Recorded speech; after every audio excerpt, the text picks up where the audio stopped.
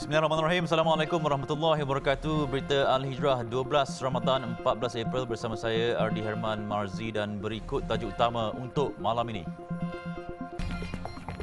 Kaki ponting puasa ketagih nasi bungkus letak ayam.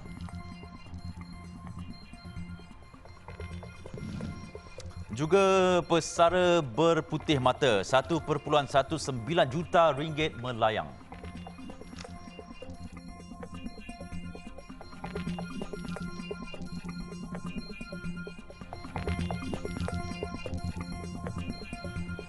Nasi bungkus beserta teh ais RM4.50 mendapat sambutan kaki ponting puasa di Pendang Kedah. Malah kedai di bawah jejantas Pendang itu dibuka seawal 8 pagi, seperti bukan pada bulan Ramadan. Perilaku peniaga berusia 50 tahun ini menerima padah apabila diserbu pegawai dan anggota Jabatan Agama Islam Kedah JAIK bersama Pejabat Agama Daerah Pendang PADP kira-kira pukul 10 pagi tadi. Ketika serbuan lelaki itu sedang membungkus nasi sambil menunggu pelanggan datang. Mau balik 3.5. 3.5. Dah banyak ayam. Ayam ya, lain tak ada. Ayam betul ya. Keling ayam kan macam mana? Ha? Keling ayam kan. Ya. Pemeriksaan lanjut menemui pelbagai jenis lauk masih panas diletakkan di atas meja, manakala tong berwarna oranye berisi teh ais yang dipercayai baru siap dibungkus. Turut ditemui beg plastik hitam yang digunakan untuk membungkus makanan. Sementara itu, serbuan seterusnya di sebuah kedai yang terletak di Pekan Pendang. Pintu premis ditutup rapat. Ia hanya akan dibuka sekiranya pelanggan tetap datang dan membuat ketukan kata laluan khas. Menurut peniaga berusia 40-an ini, dia menjual nasi bungkus yang siap berlauk ayam goreng dengan harga RM3.50 sebungkus, manakala harga pakej minuman pula dijual pada harga RM1. Katanya harga pakej makanan itu cukup murah di kawasan kampung berbanding RM5 ke atas di kawasan bandar. Jual ke orang. Tambah pula orang tak besar tu lagi tak boleh. Kita duk galak depa buat maksiat. Penolong Pengarah Pencegahan Bahagian Penguatkuasaan Undang-Undang Syariah JAIK, Syekh Muhammad Nazif Zakaria berkata, kedua-dua peniaga tersebut dikenakan saman atas kesalahan menjual makanan kepada umat Islam di luar waktu yang dibenarkan, iaitu selepas 3 petang. Peniaga terbabit akan dikenakan tindakan mengikut Seksyen 14(a) Enactment Kesalahan Jenayah Syariah 2014 kerana menjual kepada mana-mana orang Islam apa-apa makanan, minuman, rokok atau benda lain yang seumpamanya untuk dimakan, diminum atau dihisap serta-merta pada waktu itu. Jika sabit kesalahan, denda tidak melebihi RM1,000 atau 6 bulan penjara atau kedua-duanya sekali. Jelas Syekh Muhammad Nazif, sejak awal Ramadan sehingga hari ini sebanyak 10 notis saman telah dikeluarkan di seluruh negeri ke atas peniaga yang menjalankan perniagaan menjual makanan kepada kaki ponting puasa. Baik, seorang pesara kerajaan di Marudi rugi RM1.19 juta wang simpanan selepas ditipu sindiket Makau Scam. Ketua Jabatan Siasatan Jenayah Komersial JSJK, Ibu Pejabat Polis Diraja Malaysia Kontijen Sarawak, Superintendent Maria Rasid berkata wanita warga emas berusia 60 tahun itu diperdaya kononnya sudah membuat 4 kali tuntutan palsu membabitkan insurans perubatan. Seorang suspek yang menyamar sebagai polis menghubungi mangsa dan meminta warga emas itu membersihkan namanya kerana melakukan tuntutan palsu. Mangsa kemudian diarahkan suspek membuka akaun bank baharu kononnya bagi membantu polis menjalankan siasatan, tetapi perlu memberikan semua maklumat akaun itu kepada suspek. Individu yang ketakutan itu mengikut arahan pemangsa dan memindahkan ke semua wang simpanan keseluruhan bernilai RM1.19 juta ke dalam akaun itu. Mangsa menyedari yang dirinya ditipu selepas melakukan semakan akaun bank miliknya di sebuah bank di Marudi. Kesemua wang miliknya sudah dipindahkan ke 9 akaun atas nama individu yang tidak dikenali melalui 52 transaksi antara 28 Oktober hingga 29 Mac lalu. Ciri utama dan modus operandi penipuan dalam talian hampir sama, cuma penipu atau pelaku yang berbeza. Mengaku dari pihak berkuasa kemudian mengugut dan meminta bayaran bagi mengelak denda atau penjara.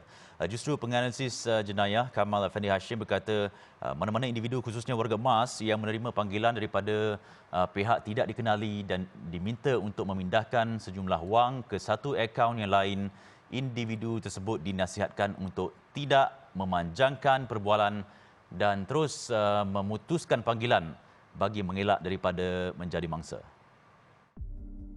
Walaupun dari semasa penjenayah cuba menukar modusnya, variasinya berbeza. Ini menyamar pegawai polis, besok menyamar pegawai KKM, lusa menyamar pegawai income tax. Ya. Apa pun yang mereka lakukan, fakta tetap satu, iaitu wang ini perlu dipindahkan ke satu akaun yang lain. Maka kalau kita dah tahu ciri utama di situ, sebaik saja menerima panggilan, tak kira dari mana-mana pun, apabila dia kata kena pindahkan duit ini, pada masa tu kita tahu ini scam je lah. Ini scam, itu yang paling mudah. Bila dapat je itu, letak je dah telefon. Menurutnya, warga emas sering menjadi sasaran kerana golongan itu kebiasaannya mempunyai tabungan yang kukuh dan fleksibel sama ada simpanan di bank atau di rumah. Jelasnya, meskipun terdapat segelintir warga emas yang celik dengan perkembangan teknologi, namun golongan ini tidak mendapat maklumat yang lebih jelas tentang bagaimana untuk menyaring, mengenal pasti dan mengesahkan laman sesawang yang berunsurkan penipuan dalam talian.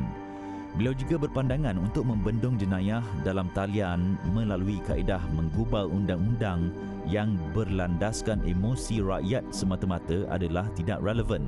Sebaliknya, kerajaan perlu mencari mekanisme terbaik untuk menyelesaikan masalah individu yang kehilangan sejumlah wang yang besar.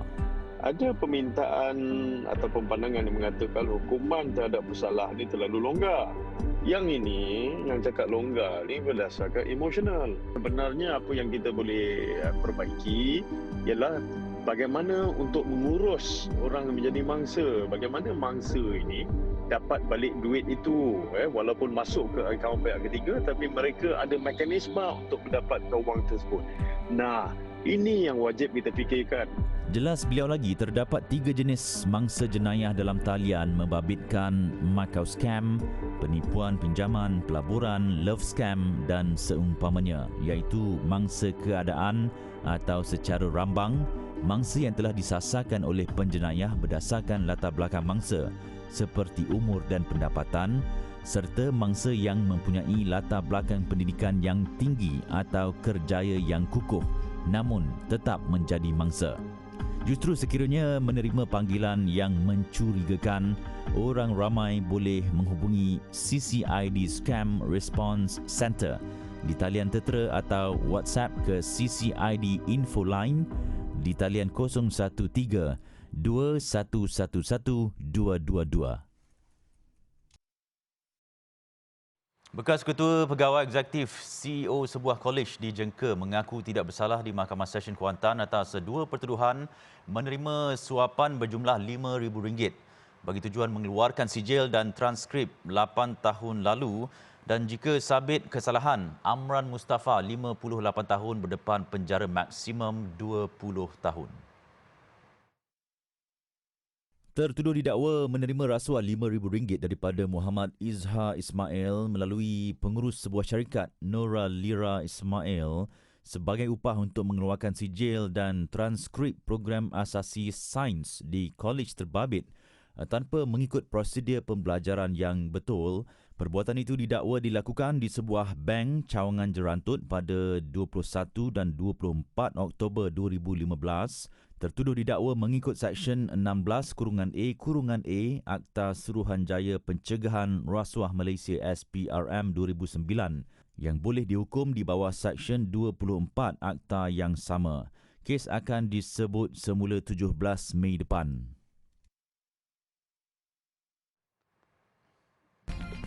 Selepas ini, ibu tunggal tabah tanggung anak, ibu dan nenek.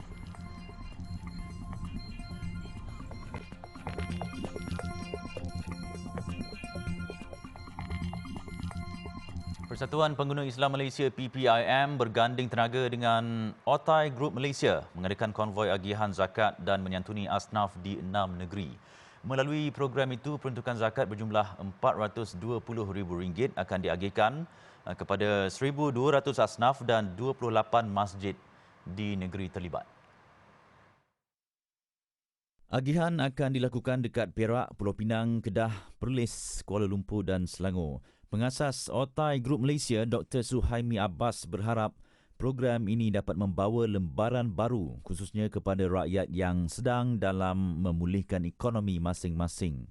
Jadi yang paling seronok apabila saya cuba lahirkan usahawan di dalam AKIM ni ataupun Akademi Pengguna Islam, dan saya bawa anak-anak murid saya supaya mereka menyerahkan sendiri kepada asnaf dan fakir miskin daripada hasil jualan yang mereka dapat. Jadi kita kumpul setiap bulan dan setiap bulan kita hantar kepada Palestin. Kita juga bantu kepada anak-anak yatim dan asnaf. Sementara itu, Ketua Aktivis PPIM, Datuk Nazim Johan berharap bantuan yang disalurkan meringankan beban keluarga yang masih terkesan dengan pandemik COVID-19 serta dapat menyambut Ramadan dan Syawal tidak lama lagi dalam suasana yang lebih ceria. Tahun ini diorang buat sendiri daripada duit-duit hasil zakat yang mereka kutip Usahawan-usahawan di bawah dalam bulan ini. Mana tak ambil kat luar, ambil daripada alhamdulillah usahawan yang dilatih oleh kumpulan Otai ini. Konvoi bantuan telah bergerak dari Plaza Tol Jalan Duta pagi tadi.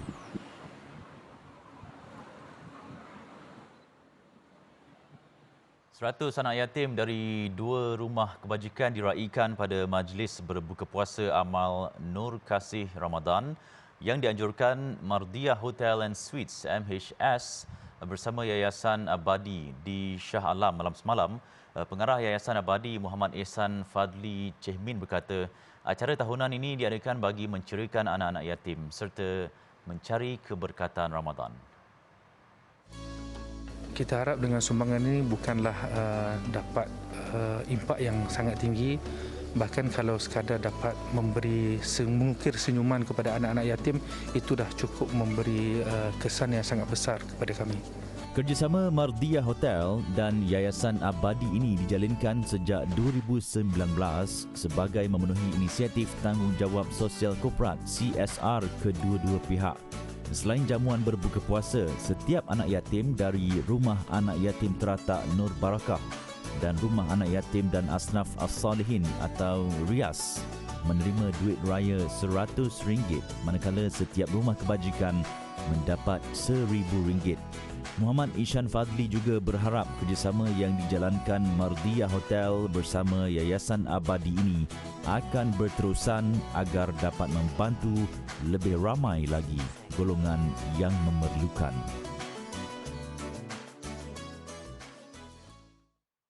Johor peruntuk RM144.36 juta menerusi bantuan Kasih Johor yang bakal memanfaatkan kira-kira 3.69 juta penduduk di negeri itu. Menteri Besarnya Datuk On Hafiz Ghazi berkata bantuan melibatkan 28 inisiatif yang bertunjangkan 5 kategori utama, iaitu kemasyarakatan, kebajikan, orang muda Johor, pendidikan dan ekonomi. Pengagihan bantuan dilakukan secara berperingkat dalam masa terdekat sebagai tanda penghargaan dan kasih kerajaan negeri kepada semua rakyat Johor. Bantuan kasih ini merangkumi 28 inisiatif dengan peruntukan sebanyak RM144.36 juta yang bakal memberi manfaat kepada 3.69 juta rakyat Johor.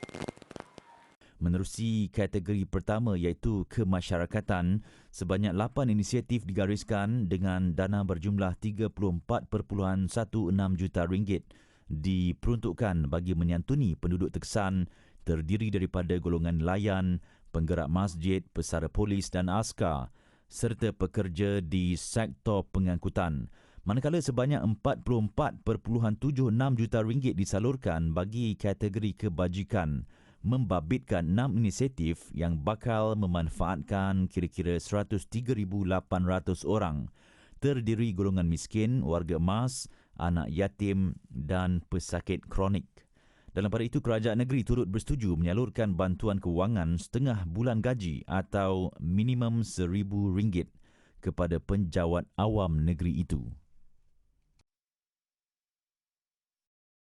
Seorang ibu tunggal bersama 4 anak dan 2 warga tua terpaksa berlindung di dalam rumah bocor dan usang dekat Teluk Panglima Garang. Keperitan terpaksa ditanggung selepas suami Nur Adibah Kozali, 32 tahun, menghadap ilahi 2 minggu sebelum Ramadan tahun ini. Rumah kecil dan uzur ini terpaksa dikongsi bersama 6 penghuni. Walaupun sempit, ia adalah syurga buat anak-anak Nur Adibah yang berusia 6 bulan hingga 11 tahun dan 2 insan yang dikasihinya, iaitu ibu dan neneknya yang sudah uzur. Mereka bersyukur masih mempunyai tempat berlindung walaupun menumpang. Rumah ini adalah hasil bantuan penduduk tempatan yang prihatin dengan keadaan mereka yang amat memerlukan. Sejak kematian suami kira-kira sebulan lalu, Nur Adibah bergantung sepenuhnya kepada pemberian orang ramai untuk meneruskan kehidupan seharian. Orang bantu buat zakat. Macam ada orang datang sedekah orang. Itu je lah. Lepas arwah lah beli baju-baju semua. Contoh ni? Ini tak ada. Katanya Ramadan kali ini benar-benar mengujinya. Pemergian suami tercinta yang juga tulang belakang keluarga menyukarkannya untuk meneruskan hari-hari mendatang, terutama cabaran membesarkan anak-anaknya yang masih kecil. Sebelum ini dia adalah suri rumah tangga sepenuh masa. Dalam pada itu, apabila ditanya mengenai persiapan berbuka puasa, Nur Adibah menjawab mereka hanya makan atau masak apa sahaja yang ada. Prihatin dengan nasib Nur Adibah yang kurang bernasib baik, Malaysian Relief Agency MRA tampil menziarahi keluarga ini untuk menghulurkan sumbangan duit raya serta barangan keperluan bagi meringankan beban mereka sekeluarga. Program ziarah kali ini turut dibantu Nazir Masjid Al-Islah Kampung Nelayan, Muhammad Saleh Muhammad yang juga mewakili ahli jawatan kuasa karya masjid setempat. Kita tengah usahakanlah untuk mendapat bantuan daripada daripada JKM lah, Jabatan Kebajikan Masyarakat, untuk bantu keluarga ni. Kurangnya boleh meringankan beban mereka lah. Tambah pula untuk menyambut sekarang ni Ramadan dan juga untuk menyambut Hari Raya Aidilfitri. Katanya pihak pengurusan masjid sedang mengusahakan permohonan bantuan kepada Jabatan Kebajikan Masyarakat JKM untuk mendapatkan bantuan asas iaitu rumah dan barang keperluan lain. Untuk maklumat lanjut, layari media sosial, laman web MRA di www.ramadan.mra.my atau hubungi talian 03 9174 4672. Kepada mana-mana pihak yang ingin menjadi sebahagian misi kebajikan MRA, boleh salurkan sumbangan melalui akaun bank yang tertera. Nikmatilah pengalaman berbuka puasa dalam suasana kehijauan alam semula jadi di Lurah Bilut. Iftar bersama Dinos di Bilut Agro Farm and Retreat menyajikan pelbagai menu unik dan istimewa berasaskan daging rusa seperti rendang rusa, rusa masak lemak, rusa masak halia dan bihun sup rusa. Di samping itu, sambil menunggu waktu berbuka puasa, pengunjung, terutamanya kanak-kanak, berpeluang mendekati haiwan-haiwan peliharaan yang terdapat di sana seperti rusa, kambing, arnab, ayam hutan dan lain-lain. Untuk maklumat lanjut, sila hubungi nombor yang tertera atau layari www.dibilut.com.my.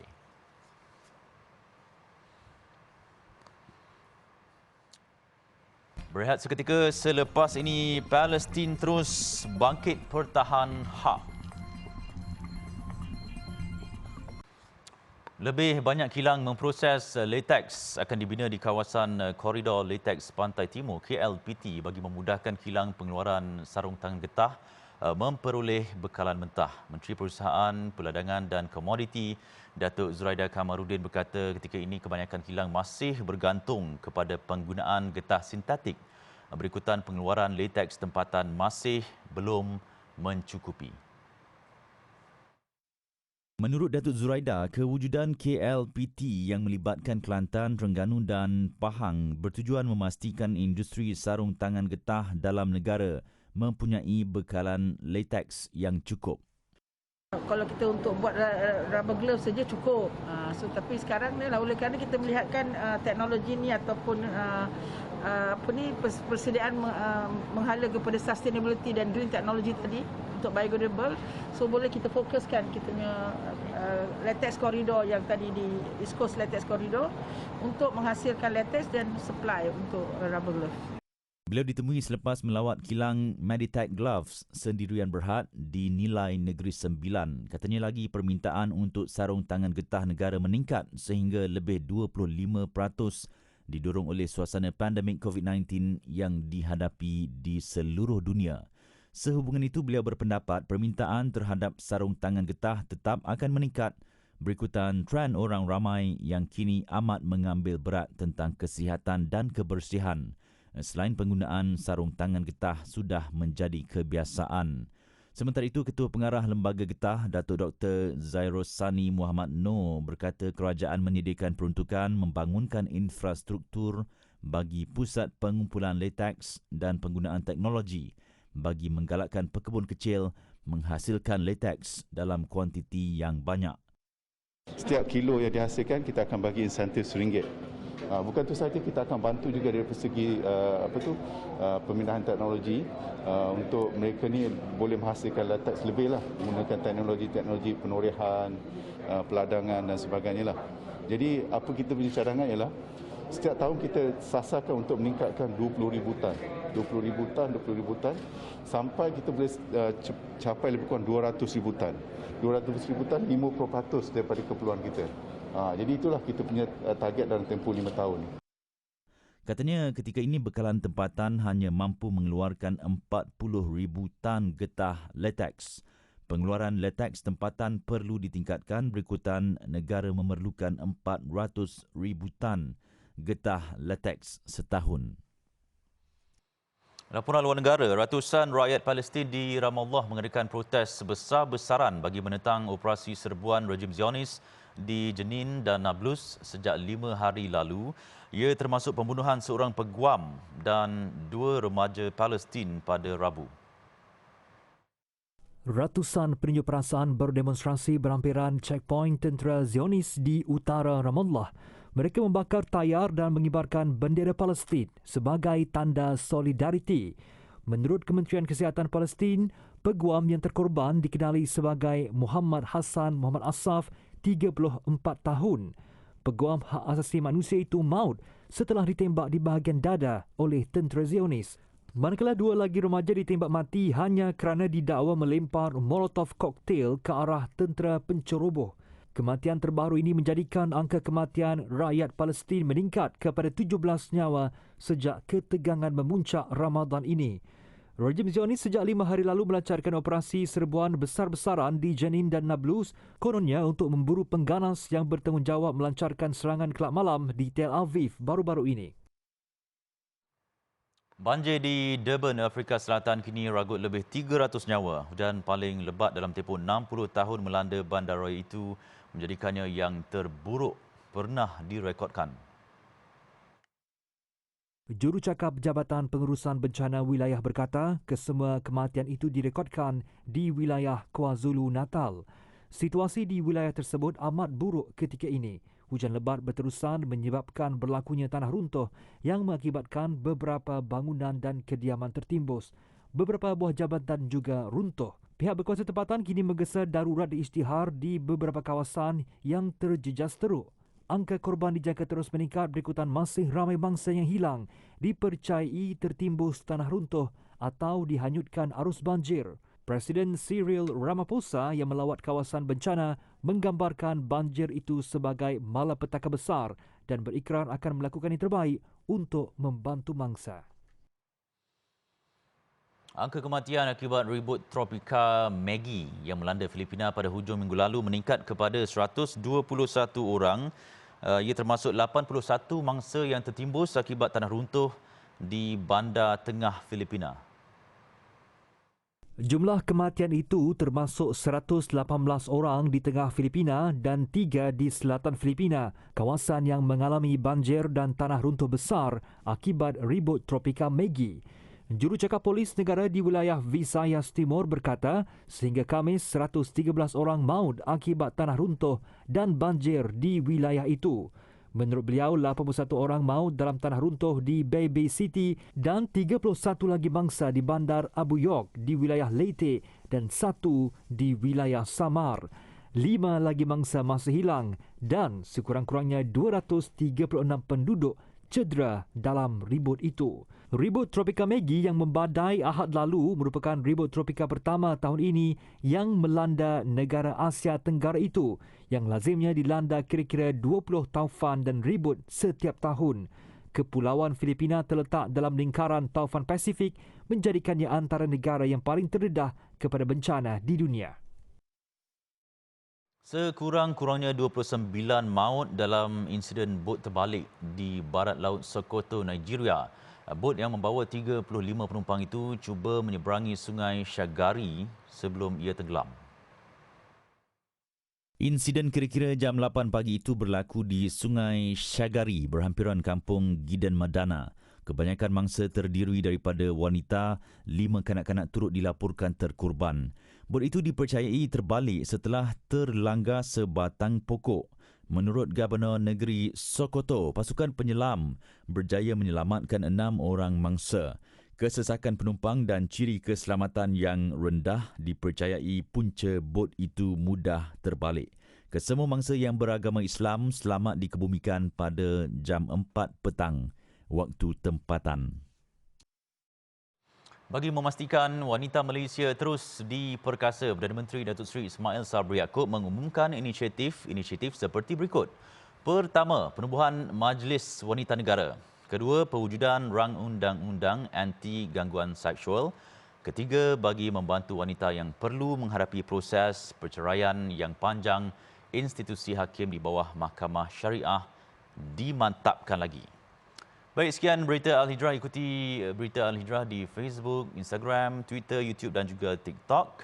Serta layari alhijrahnews.com untuk lagi berita-berita pilihan eksklusif dan menarik. Saya Adi Herman, kita jumpa lagi. Assalamualaikum warahmatullahi wabarakatuh dan selamat berpuasa.